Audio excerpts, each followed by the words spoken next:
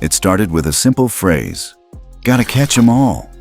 For kids in the late 90s, Pokémon wasn't just a cartoon or a video game.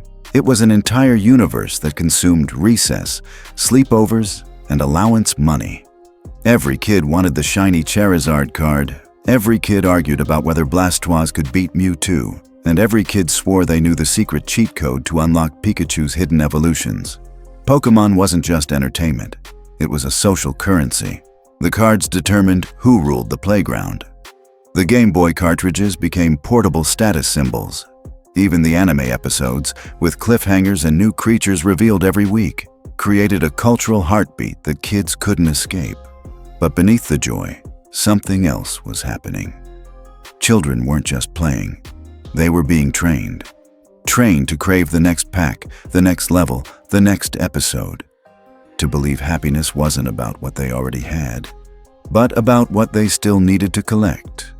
And that's how Pokémon became more than a fad. It became the most valuable media franchise in human history, by turning childhood wonder into corporate obsession. Pokémon's genius wasn't just in its characters, it was in its design. Every part of the franchise was engineered to trigger the same psychological impulses that drive gambling addicts and compulsive shoppers. Take the trading cards. Each booster pack was a slot machine in cardboard form.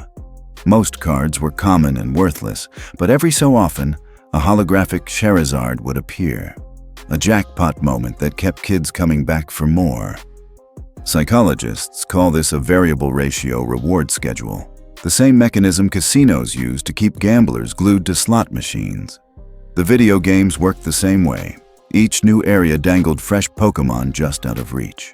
Players were forced to grind through battles, search endlessly in tall grass, and keep playing long after they'd had enough, all in pursuit of the next creature to complete their collection. And then there was the slogan itself, "Gotta catch 'em all." On the surface, a harmless catchphrase. Underneath, a corporate command, embedding the idea that satisfaction only comes when you own everything. Pokémon wasn't just entertainment. It was behavioral conditioning, designed to hook kids before they even realized what was happening. Behind the Pikachu plushies and Saturday morning cartoons lies a corporate machine that quietly built the most valuable media franchise in history. Pokémon isn't owned by one company. It's controlled by a three-headed beast: Nintendo, Game Freak, and Creatures Inc. Together they formed the Pokémon Company, a joint venture created not to tell stories, but to extract every possible dollar from the brand. Their strategy was ruthless in its simplicity. Expand everywhere, own everything. Pokémon wasn't just a video game. It was a trading card game, an anime, a toy empire, a movie franchise, a fashion line, even a global tournament circuit. Each product wasn't a separate business. It was bait, designed to pull kids deeper into the ecosystem. And unlike most franchises that fade after a few years, Pokémon perfected perpetual reinvention. New generations of monsters, new regions, new merchandise waves. Always time to keep the cycle alive, decade after decade. This wasn't nostalgia by accident. It was engineered. By creating a franchise too vast to escape, the Pokémon Company transformed children's obsession into a $90 billion corporate empire, one that dwarfs Marvel, Star Wars, and Disney's Frozen combined. If the video games were the hook, the trading cards were the needle. By the late 1990s, Pokémon cards had become a full-blown economic frenzy. Kids were lining up outside toy stores. Parents were fighting in aisles. Schools were banning cards altogether because playground disputes were turning violent. But this chaos wasn't random. It was engineered. The Pokémon Company and its printing partners deliberately created rarity tiers. Common cards were everywhere, but the holo Charizards, Blastoises, and Venusaur, those were seeded at impossibly low odds, ensuring most kids would keep buying pack after pack chasing the high of a jackpot pull. It was gambling, thinly disguised as a children's hobby. A booster pack cost a few dollars, but the possibility of pulling a rare card transformed it into a speculative bet. And it worked. fueling a bubble that turned cardboard into an underground economy. Decades later, the formula hasn't changed. Today, adults pay thousands at auctions for mint condition cards, while kids still beg their parents for just one more pack. Manufactured Scarcity turned Pokémon cards from innocent collectibles into financial assets, a corporate gold mine that continues to print money off the psychology of addiction.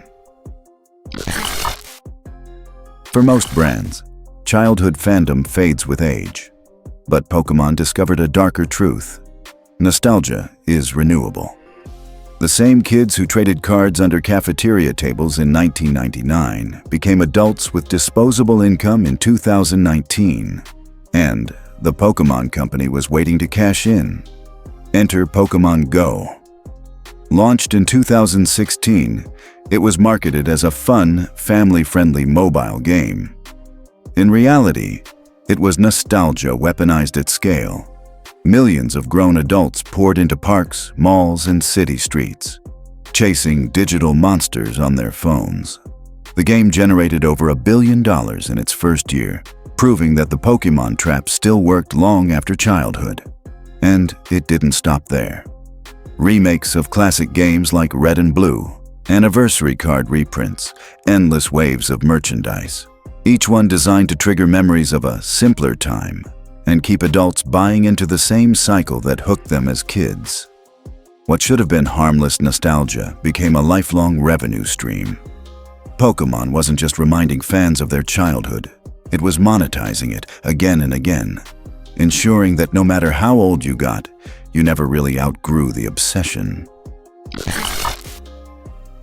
Behind the bright colors and catchy theme songs, Pokémon was teaching kids lessons that looked eerily similar to casino psychology.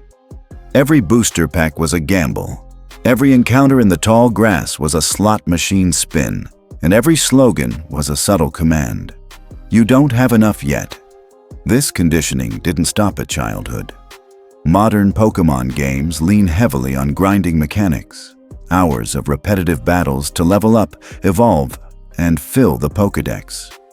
Mobile spin-offs introduced microtransactions and loot box-style purchases, mirroring the predatory tactics of free-to-play gaming.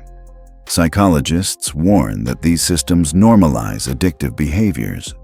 Kids as young as 6 were learning the rush of anticipation, the crushing disappointment of a bad pull, and the compulsive need to try again.